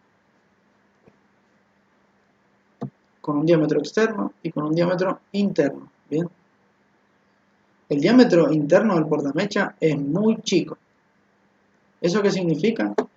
Que yo tengo un espesor de pared. Todo esto es pared. Una pared así. No sé si me ven en la imagen, pero es una pared gruesísima. ¿Y eso qué ventaja le proporciona al portamechas? Que me da peso. El portamechas es la herramienta que a mí me da peso en el trépano. ¿Bien? Porque el trépano sí es pesado, pero no es tan pesado. Para nosotros sí, pero a medida que voy perforando, el peso del trépano no es suficiente para perforar. Yo le tengo que agregar cada vez más peso y más peso y más peso para que pueda romper las rocas. Ese peso se lo doy con el portamechas. ¿Bien? El portamechas es una barra que funciona a la compresión, o sea, como tiene peso yo la puedo comprimir y no pasa nada. Y también la puedo tensionar y no le pasa nada. Es una barra muy resistente. ¿Sí? Esa es la finalidad de los portamechas. Ahora bien, cuando hablamos de barras de sondeo, que es lo que tenemos acá, cuando hablamos de barra de sondeo, ya estamos hablando de otra cosa, porque la barra de sondeo, en primer lugar, presenta un cuerpo un poco más irregular, entonces es fácil de darme cuenta. ¿Sí? Yo tengo mi barra así, perdón, la idea era hacerlo derecho, tengo mi barra así, en la parte de la rosca se deforma, y ahí tengo mi rosca, ¿sí? Presenta, disculpen el dibujo, pero presenta esa forma. ¿Bien? Y ahí se corta y arranca la rosca. ¿Bien? Esa cabeza es muy útil para poder levantar las barras de sondeo con el elevador o con el equipo de superficie. Bien. Los portamechas, al no tener este sistema, se le tienen que agregar estas cosas. Miren, ven en el dibujo de los portamechas azules. Bien, estos dibujos, o sea, estas pequeñas circunferencias, ¿sí? Como un suncho. Eso se llama collar y se le pone al portamecha para poder levantarlo desde ahí, porque si no, no tengo dónde agarrarlo. ¿Bien? Con el equipo. ¿Sí? Bien. Perdón. Entonces, las barras de sondeo tienen una particularidad, y es que las barras de sondeo solo trabajan a la tensión. ¿Bien? Es decir, las barras de sondeo solo me permiten colgar cosas de ellas, nada más. Si yo la ocupo para aplicarle peso, para comprimirlo, las barras de sondeo son tan débiles a la compresión que se deforman y me ocasionan un problema enorme en el pozo, ¿sí? Entonces hay que tener mucho cuidado. ¿Sí? Es eso. Las barras de sondeo se clasifican según el rango 1, rango 2, rango 3, y estos rangos están, digamos, caracterizados por la longitud que posee cada uno. El rango 1 es el más chico, el 2 es el más utilizado, de 30 pies aproximadamente, y el rango 3 es una barra un poco más grande. Y por último, en la barra de sondeo se clasifican también según el desgaste. Mientras más desgastado esté, voy a ir hacia abajo. ¿Bien? Las clases nuevas son las barras nuevas. Clases premium es cuando tiene un poquito de desgaste. Clase 2 cuando tiene más desgaste. 3 cuando tiene más desgaste, y así sucesivamente. ¿Sí? Bien. En el petróleo, hoy en día, solamente se permiten clase nueva, clase premium y clase 2. Nada más. ¿Sí? Clase 3 y clase 4 ya no se utilizan en el petróleo porque están muy desgastadas. Entonces, ¿qué se hace? Se suele utilizar para la industria del agua subterránea, porque hacemos pozos más bien, o sea, poco profundos, entonces no necesito barras que resistan tanto. ¿Sí? Y vamos a hablar también de la heavyweight. Perdón, la heavyweight. Estos que ven acá son barras de sondeo. Estos que ven acá son heavyweight. Como su nombre lo indica, la heavyweight es una barra extra pesada. Eso significa heavyweight en inglés. Las barras extra pesadas son barras de sondeo iguales, pero que tienen, por fuera son iguales, pero por dentro son un poquito más chiquitas respecto del diámetro. Entonces eso les da un espesor de pared un poco más grande. ¿Sí? Este espesor de pared más grande hace que resistan muy bien la tensión y además que resistan un poquito a la compresión. Un poquito, nada más. Ya vamos a ver casi al final de la clase por qué se utilizan las heavyweight y en qué casos. ¿Sí? Pero básicamente eso es todo respecto a las barras de sondeo, no hay que saber grandes cosas. Sería eso. ¿Qué función vendría a cumplir, profe, a lo que es la barra de sondeo? La barra de sondeo, recuerden que el portamechas a mí me da peso. O sea, el trepa no perfora, es la punta de la mecha. El portamechas me da peso. Bien. ¿Qué es lo que hace la barra de sondeo? La barra de sondeo permite colgar todo, trépano, portamecha y heavyweight, permite que queden colgadas de ahí. ¿Sí?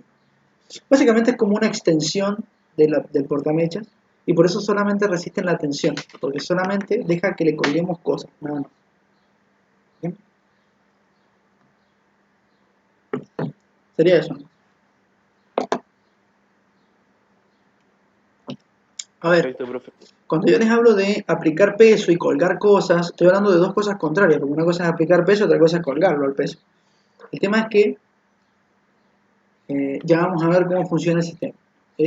Para que se den una idea, funciona como una balanza de verdulero antigua. ¿Sí? Esas que yo tenía el reloj acá y pesaba las cosas. Es como los carniceros también ocupan esas balanzas para pesar las medias res. Son balanzas que al tirar me marca peso. Bueno, vamos a ver por qué funciona así.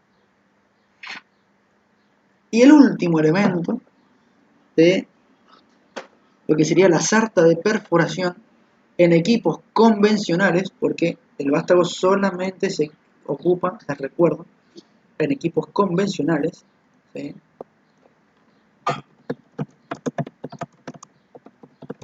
Está más claro. El vástago solo se ocupa en equipos convencionales.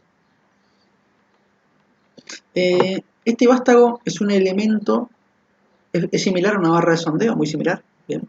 Con la única particularidad de que tiene un cuerpo que no es redondo, sino que es o cuadrado o hexagonal. ¿Bien? Puede ser, por lo general, son cuadrados. ¿Bien? Por lo general, son los más utilizados. ¿Por qué es cuadrado el vástago? Muy sencillo. El vástago es cuadrado porque el buje maestro tiene el buje de impulso, perdón, ¿se acuerdan de la mesa Rotary? Mesa Rotary, buje maestro, buje de impulso. El buje de impulso tiene un agujero cuadrado. Entonces, yo calzo el vástago ahí, ¿sí? Calzo el vástago ahí, y al girar la mesa Rotary el vástago gira. Y como tiene todo colgado debajo, también gira y me ayuda a perforar. Es así de simple, no tiene nada del otro mundo. Es como cuando yo agarro una llave y la hago calzar en una tuerca. Listo, es así de simple, funciona así el sistema. ¿Bien? La llave sería el buje de impulso, mientras que el tornillo o la tuerca sería básicamente el vástago. Es así de simple, no tiene grandes complicaciones. El hexagonal existe porque me produce menos desgaste en la pared, etcétera, etcétera, pero se utilizan mucho los cuadrados. Hexagonales casi ni he visto utilizar. Un dato curioso del vástago es que el vástago siempre tiene que ser más grande Siempre. Tiene que ser más grande que las barras de sondeo. Porque les comento la maniobra, mira. Yo perforo la longitud del vástago. Supongamos que es esta que tengo acá. Yo perforo esta longitud. ¿Sí? Bien. Perforo esa longitud. Ahora tengo que sacar todo el sistema para meterle otra barra de sondeo. ¿Sí? Entonces, saco, engancho la barra de sondeo en la cabeza de pozo, desenrosco el vástago, enrosco una barra de sondeo y me voy al fondo hasta que el trépano haga contacto con el piso. Y una vez que haga contacto con el piso, le vuelvo a enganchar el vástago y sigo perforando. ¿Sí? Genial. La barra de sondeo siempre tiene que ser más chica que el vástago. ¿Por qué? Porque si la barra de sondeo es más larga, yo perforo los 10 metros que mide el vástago, por ejemplo, y después le meto una barra de sondeo de 15 metros. La voy a meter al pozo, el trépano va a hacer contacto con el fondo y me van a quedar 5 metros por encima. ¿Y ahora cómo hago para que el buje de impulso calce con el vástago para seguir perforando? El buje de impulso no puede calzar, es decir, no puede agarrar la barra de sondeo y hacerla girar, porque la barra de sondeo es redonda, entonces no tiene puntos de agarre. ¿Se entiende más o menos? ¿Sí? Por eso siempre el vástago tiene que ser más grande que la barra de sondeo, siempre. Un par de metros más grande. Si yo he ocupado barra de sondeo rango 2, es decir, de 30 pies, aproximadamente unos 9 metros, bien, el vástago tiene que medir por lo menos 10, 11 metros, por lo menos. ¿Ven? Si mide menos, no me sirve, tengo que conseguir otro vástago. ¿Sí? ¿Alguna duda con respecto a esto que hemos visto de todo el sistema? Toda la sarta de perforación. No, no, la verdad que no. Buenísimo.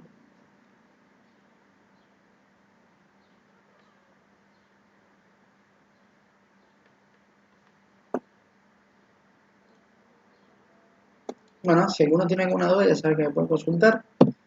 Vamos a pasar a los esfuerzos que presentan esta sarta de perforación. Y ya vamos a ver esto y vamos a finalizar un poco. Les voy a explicar un poquito el top drive y ya finalizamos por hoy. Así que estaríamos prácticamente liberados. Explico esto y nos vamos. Bien, en primer lugar, les quiero mostrar que tienen la sarta de perforación acá, ¿sí? Tienen la sarta de perforación, ese pequeño costadito. Acá está la sarta de perforación. Perdón, parece que tienen la sarta de perforación acá, ¿sí? Ordenada de la misma forma que ordenamos anteriormente. Trépano, portamechas, heavyweight, barra de sondeo y vástago. Bien. Ahora vamos a ver un diagrama de esfuerzo que se llama, que se los hice muy, muy básico, no hace falta que se entienda mucho cómo es el diagrama ni nada, pero que sepan cómo funciona. Miren, las barras de sondeo dijimos que solamente funcionan a la tracción o tensión, ¿sí? Como le quieran decir. Tracción es lo mismo que tensión, es lo mismo. Es decir, solamente sirven para tirar, yo no puedo comprimirlas, eso es imposible. Mientras que los portamechas soportan ambos esfuerzos, pero como son los que dan peso, se va a comprimir. El portamecha trabaja la compresión, mientras que la barra de sondeo trabaja a la tensión. ¿Sí? Bien. Perfecto. Fíjense. Y ahora les voy a explicar por qué utilizo heavyweight.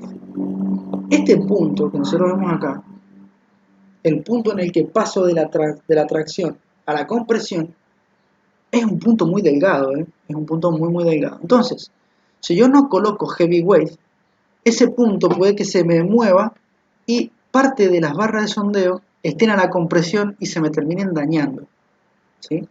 Para evitar esto, lo que yo hago es colocar una heavyweight ahí entre los portamechas y las barras de sondeo. ¿Por qué? Fácil, porque las heavyweight son barras de sondeo que si bien trabajan a la tensión, también soportan pequeñas compresiones. Entonces, si este punto se me mueve para arriba, un poquitito, no hay problema, porque está la heavyweight, que me soporta pequeñas compresiones. ¿Se entiende? Cuando digo que se me mueve este punto, estoy hablando que todo el diagrama se me modifica. Voy a tratar de modificarlo, ¿sí? Lo voy a hacer en otro color. Perdón, lo voy a hacer en otro color. Vamos a hacer en celeste. A ver si se nota. Vamos a hacer otro. Voy a hacer en rosado. ¿Sí? Si este punto se me mueve para acá arriba, estoy hablando de que todo el diagrama se me modifica, ¿sí? De esta manera. Y ahora, fíjense, la parte que antes, que sería esta parte que antes no tenía compresión, ahora sí tiene compresión. ¿Sí? Pero como tengo la heavyweight, no hay problema, porque la heavyweight me soportan pequeñas compresiones. Si yo no tuviera la heavyweight, ahí justo, si yo no tengo heavyweight, ¿sí? Yo no tengo, la vamos a tachar. Al no tener heavyweight, paso de los portamechas a las barras de sondeo directamente. Entonces, esa compresión en las barras de sondeo me las destruye, ¿sí? Se empiezan a deformar y se me pueden romper. Y eso es lo peor que me puede pasar, porque se me queda todo abajo del pozo y tengo que sacar e ir a pescar. Entonces, para evitar esto, se utilizan las heavyweight. Nada más. ¿Sí? Hasta ahí se entendió, ¿verdad? Lo que les quiero explicar, más o menos.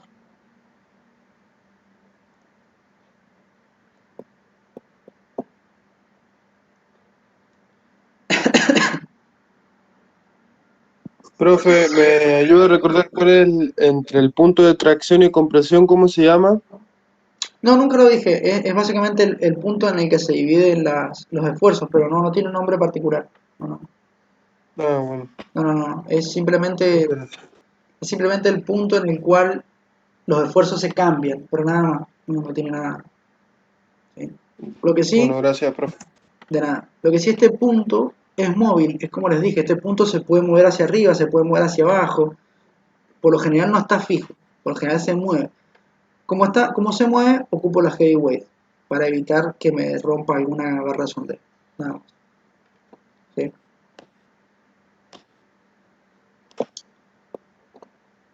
Bien.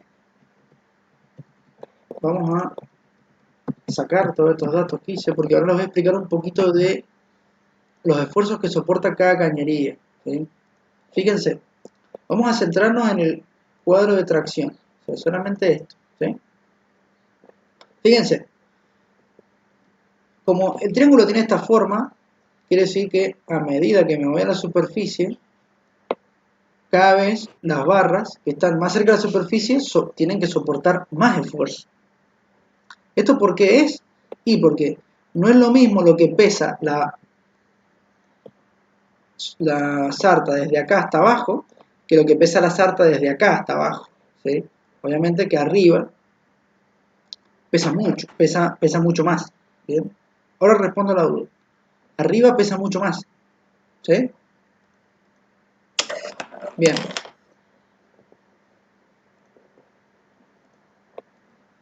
Como arriba pesa mucho más, perdón, se me salieron las anotaciones. Vuelvo a hacer. No es lo mismo lo que pesa de acá para abajo que lo que pesa de acá para abajo. Como arriba pesa mucho más, el esfuerzo de tensión es mucho más grande, fíjense. Se me volvió a salir la... Disculpen, se me está saliendo la parte de anotar, no sé por qué. Bien, lo que soporta acá es mucho más grande que lo que soporta acá. Por ende, las barras que van más arriba, es decir, las barras que meto al final del pozo, son las últimas que meto, son las que más tienen que resistir. Por ende, son las que están hechas con aceros más resistentes y las que, según el diseñador, soportan más esfuerzo. Nada más. ¿Bien? Es eso, simplemente es eso. Bien. Acá me preguntan que si el punto, este que les mencioné anteriormente, este punto, se mueve mucho y por qué. ¿Moverse mucho? Sí, se va a mover mucho. Se va a mover bastante. ¿Por qué se mueve? Muy simple, porque yo estoy metiendo 50, 80 toneladas al pozo, ¿sí? Y desde arriba yo aplico, pero no aplico las 80 toneladas. Esa que es donde les explicaba lo de la balanza. Acá justo se los voy a explicar. Yo no aplico los 80 toneladas, porque a veces no hace falta. Entonces, por ejemplo, a veces aplico 40 toneladas, a veces aplico 50 toneladas, a veces aplico 20 toneladas, ¿se entiende? Entonces, ¿cómo yo regulo cuánto peso aplico? Arriba, el maquinista levanta más o levanta menos la sarta, ¿sí? Nada más. ¿Ven? Al aplicar más o menos peso, este punto baja y sube, baja y sube, baja y sube constantemente, ¿se entiende? Mientras más peso aplico, más arriba se va. Mientras menos peso aplico, más abajo se va. Entonces, el problema es cuando se va más arriba. Por eso pongo la heavyweight, ¿sí? Para hacerles una analogía, una comparación con esta balanza de verduleros famosa que les estoy mencionando, espero que todos sepan qué balanza es, ¿sí? Si no, como les digo, en las carnicerías ocupan una balanza igual para pesar las medias res. Simplemente es una balanza, en el pozo hay una, se llama Martin Decker, ya lo vamos a ver. Es una balanza que yo le cuelgo el peso. Entonces, yo le aplico peso muy sencillo. Le pongo la mano abajo y la voy levantando. Entonces estoy aplicando el peso. Parte del peso ahora lo soporta mi mano, en el caso del pozo. Parte del peso lo está soportando los portamechas y el suelo. El suelo, cuando yo estoy en contacto con el suelo, ese peso, ¿sí?, está sostenido por el suelo. Pero como les digo, no le libero todo el peso, le libero lo que el suelo me pide para seguir perforando, nada más. ¿Se entiende? Entonces, parte del peso me lo está sosteniendo la balanza y parte del peso lo está sosteniendo mi mano. Es decir, parte del peso lo sostiene el sistema elevador y la otra parte está aplicada sobre el trépano para perforar. Nada. Es así como funciona el sistema, no es muy... Es bastante de sentido común, yo diría, ¿sí?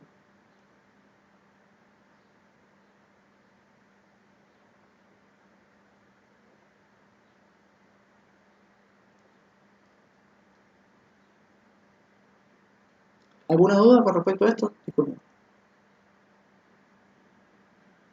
No, profe, todo claro. Bien, bien. Perfecto, profe. Buenísimo. Miren, y ahora vamos a pasar, les voy a explicar un poquitito lo que es el top drive. Fíjense, es un esquema muy similar, muy sencillo, perdón. El top drive es similar a cualquier sistema de extracción, con la única particularidad es que es un sistema mecánico de perforación.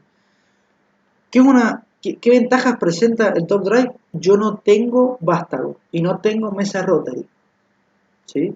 Yo ahora lo que tengo es un sistema de rotación que se encuentra acá. ¿Bien? El sistema de rotación se encuentra acá. Acá tengo el sistema de rotación que se introduce en la barra de sondeo y tiene una goma que se infla y esa goma evita que se me saque el lodo cuando yo lo estoy bombeando.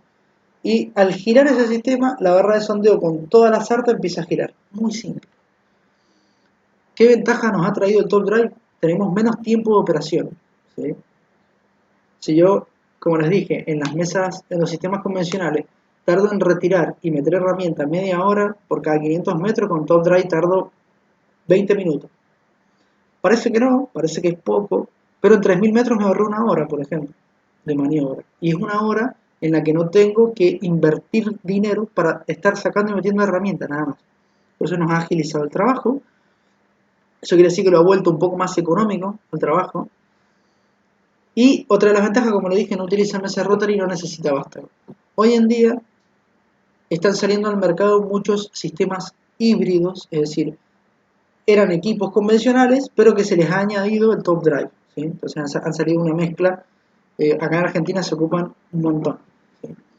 Para que entiendan mejor cómo es el top drive, en la página, en la página del instituto, es decir, en el aula virtual, en la plataforma, hay una serie de videos que explican muy bien cómo está compuesto un top drive, ¿sí? Cómo funciona, porque explicárselo con una imagen es medio complicado. En cambio, si ven ese video, lo van a recontra entender. Les recomiendo que lo vean y si tienen alguna duda, me preguntan, ¿sí? De paso, les voy a pedir que hagan el cuestionario ¿sí? Esperen, quiero ver si no hay nada antes. Bien, no hay nada. Entonces, acá daríamos por finalizada la clase de hoy, para no saturarlos tanto con temas. Pero doy por finalizada la clase de hoy y de paso les pregunto, ¿tienen alguna duda? ¿Algo que quieran hablar? No sé, respecto de lo que hemos visto, de otra cosa.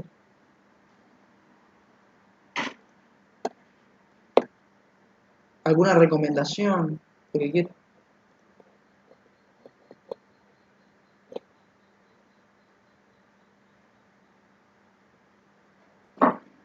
Yo, profe, por el momento estoy perfecto. Bien, bien, Perfecto, hasta acá, profe. bien.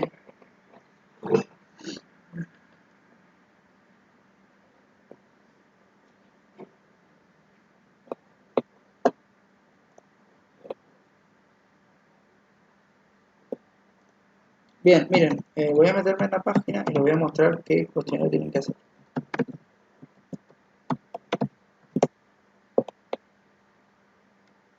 Ahora les comparto esto. Sí, voy a compartir la página.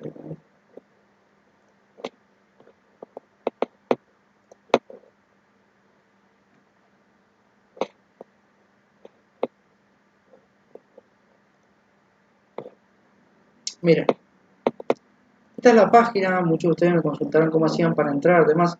Entonces cuando entren, seguramente va a entrar ahí, línea de tiempo. No se llama problema por la línea de tiempo, tienen que ir a cursos, y este es el curso, el que dice auxiliar de petróleo y gas online, y tiene mi nombre. Entran allí, y una vez que ingresan, van a ver un montón de cosas a las que no pueden entrar, porque son de otro curso. ¿Sí? Ustedes son APG 17.10, y le voy a poner entre paréntesis, sábado, mañana. Aún así, fíjense, esto es lo que hicieron en la clase pasada. Vimos la unidad 1, ahí tenían algunos videitos y el cuestionario 1. Hoy día vimos la unidad 2. Acá tienen la teoría de la unidad 2 y tienen algunos videos que les pido que vean. ¿Sí? La bajada de herramienta, ¿sí? La bajada de herramienta del perforador está bueno para que vean cómo trabajan en la boca de pozo. Después, después los videos de Top Drive. Top Drive, ahí más o menos les voy a explicar cómo funciona Top Drive, y en el otro video los elementos componentes del Top Drive, ¿sí? Y les voy a pedir que hagan estos cuestionarios. El cuestionario número 2, ¿sí? Ahora se lo remarco, y el cuestionario número 3, ¿sí? Serían estos dos, cuestionario 2 y cuestionario 3. Yo les voy a subir la clase, no se hagan problemas a YouTube una vez terminado. A veces tarda mucho porque bueno, los videos pesan alrededor de 5 GB y subirlos a YouTube tarda bastante, ¿sí? Así que les pido paciencia. Yo se los voy a compartir, si no es hoy, mañana cuando se terminen de subir, ¿sí? Así que no se hagan problemas. Una vez subidos, se los paso al grupo y de paso los voy a subir a la página. Me he olvidado, pero los subo a la página también, para que lo tengan ahí directamente. ¿Alguna duda respecto de lo que hemos visto, además?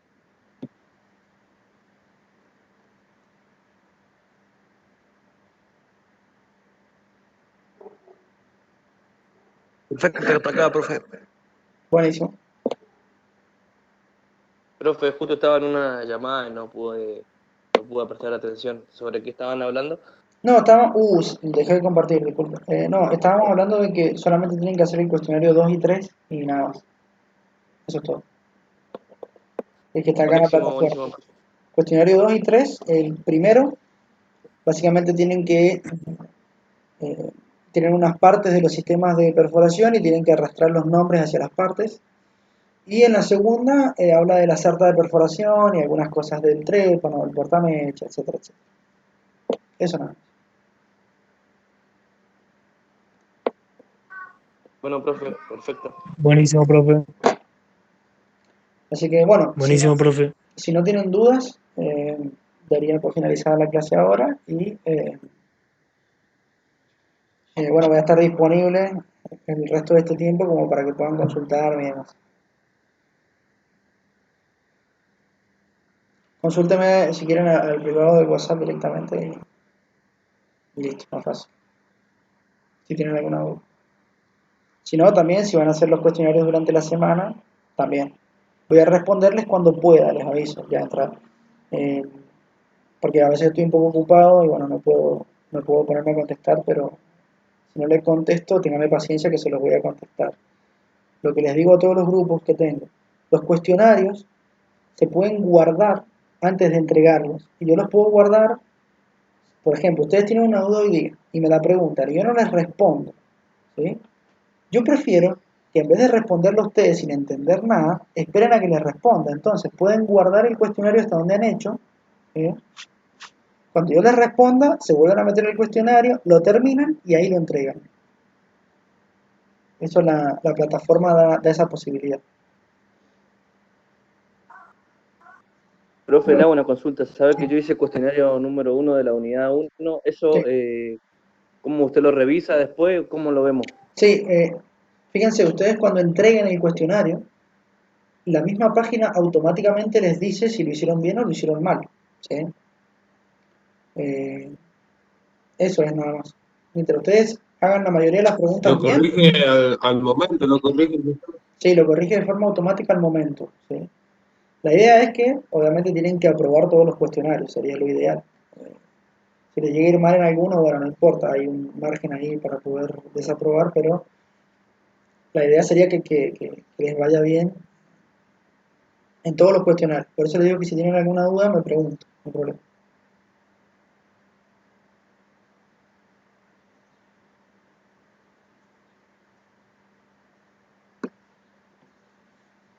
Así que bueno, si no tienen nada más, o sea, si no tienen ninguna duda más, nos estaremos viendo el sábado que viene, a la misma hora, recuerden, todos los sábados a las 10 de la mañana vamos a tener clases. ¿Sí? Así que nos veremos el sábado que viene a las 10 de la mañana. Listo, profe. Nos vemos el sábado entonces. Listo, profe. Buen fin de. Gracias Hasta el igualmente. sábado.